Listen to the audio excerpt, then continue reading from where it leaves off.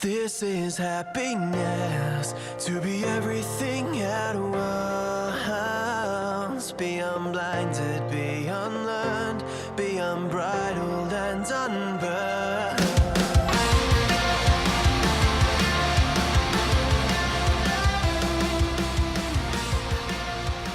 Hey everyone, and welcome to today's episode of Mood Prep. Mood Prep. Yeah. Like you do that on a Sunday, like food prepping. No, every morning, you have to mood prep every morning. My name is Dave Nixon. I'm here again with the one and only KLB Broccoli. Hi. Thanks for coming back on. Now, we went through who you were yesterday, and what you on some level. I'm sure we probably need 10 minutes, more than 10 minutes to figure that out. But also how you contribute to the world, that's good. Yes. Now, we touched on how to win the day, what that means to you, and how to find your own anchor, which I think is really invaluable. One of the things that you mentioned was you said about your highest value, yes, which I found really interesting. So I thought, let's go further into that. So when you say your highest value, what are you actually referring to?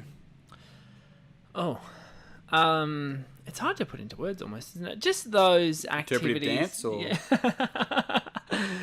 Okay. I think highest values, it's just those things that, I mean, it's sort of self-explanatory, those things you value most in your life. Whether they are things, they could be experiences, they could be people, relationships, your job, surfing, or an activity like yoga or the gym or training.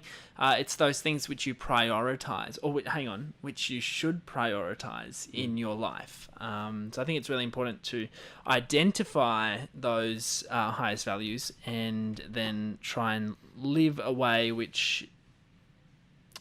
in a way that allows you to pursue them on a regular basis.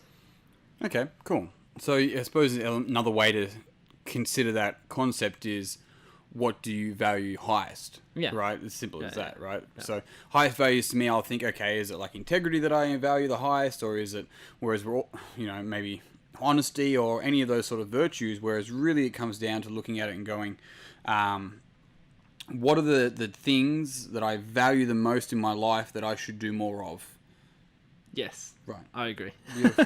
Now, so how would we find those? Yeah, is the biggest question. Well, before we get into how we find them, what I want to look at is this is probably just a part of that, really.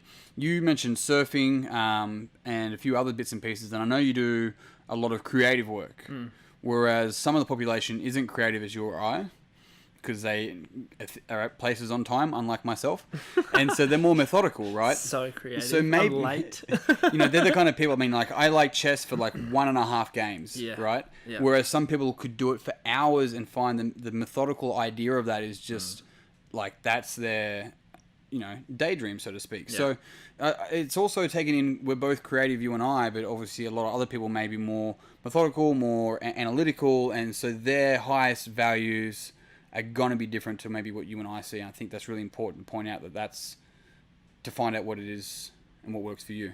Yeah, and it's totally okay that they're different. Yeah. And that actually needs to be appreciated and really emphasized, because relationships are always going to be a struggle if we don't understand that people have different highest values. And unless we really allow each of us or everybody as individuals to pursue those highest values, and even further to encourage them to pursue those highest values, we're always going to be in struggle street. So I think it's again really important to identify your own, but also to appreciate and understand that people will have different values to you. Yeah. So how do you identify them?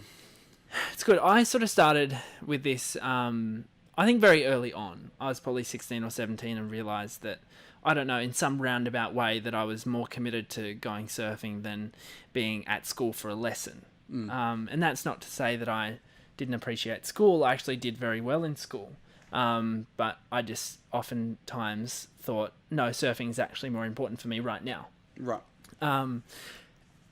And again, I did very well in school. So I'm not trying to encourage people to actually skip school if you're young and listening to this, or just not go to work one day. Well, that's sometimes how greatness starts, right? That's true, but this is, I think, why I sort of trace it back to those moments where, for me, I started this whole entrepreneurial journey so that I could live my life in alignment with my highest values and not have to be at a certain office 8 hours a day, 9 till 5, and actually be in control of where I spend my time and be flexible with where I spend my time, and also have those creative outlets which I can put out to the world and get and show people and sort of fulfill myself in the way that is important to me. So I think some really big questions to ask yourself is, what do you daydream about? It's one of the biggest ones. Write that down. What do you daydream about? That's an incredibly important question to ask yourself. And often that first thing that comes to mind is one of the highest values, for sure. The second one is, what would you do if money were no issue? So Alan Watts talks a lot about this. He's got the great... what makes you itch? Yeah, what makes you itch? What They'd do like to you be want? artists and painters and all these different kinds of things. And I tell you, we'll go do that. so he's really good. So that particular YouTube video, you should probably put it in the show notes somewhere, is really good. So yeah, what makes you itch? What makes you itch? What would you do if money were no object is a really good thing to ask yourself, because money, I find that it just often gets in the way and people use it as an excuse as well. Obviously, it's important in this world where we express our value to the world monetarily, and we certainly need a certain amount of money to be safe and secure and have food and all these sorts of things. Which is a lot lower than we think. actually think it is. Yes, exactly. It is a lot lower. I mean, like, someone listening to this that may have a young family may disagree and think differently. Like, I get that. There's definitely responsibilities that person, that individual has.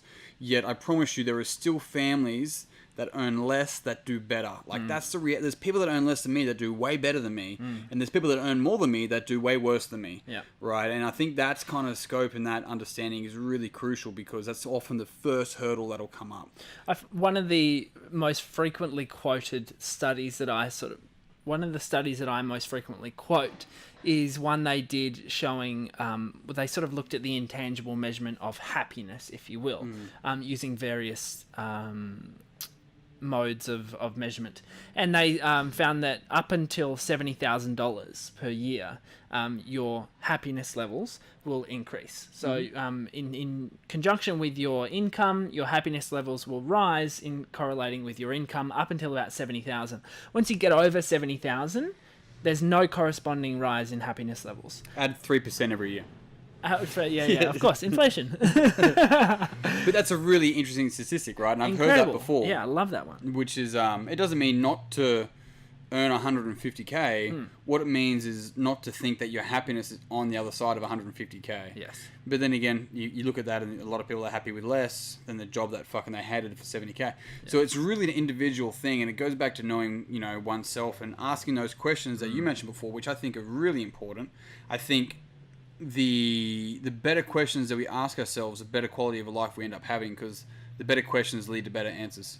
I think so. And when you have the answers, you start to you start to build that self-image that you can then project onto the world and start to, without going too esoteric, to actually start manifesting into reality. Beautiful.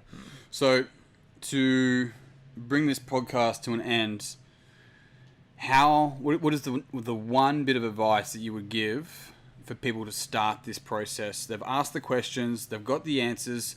What's the one bit of advice you would give them? Just fucking commit.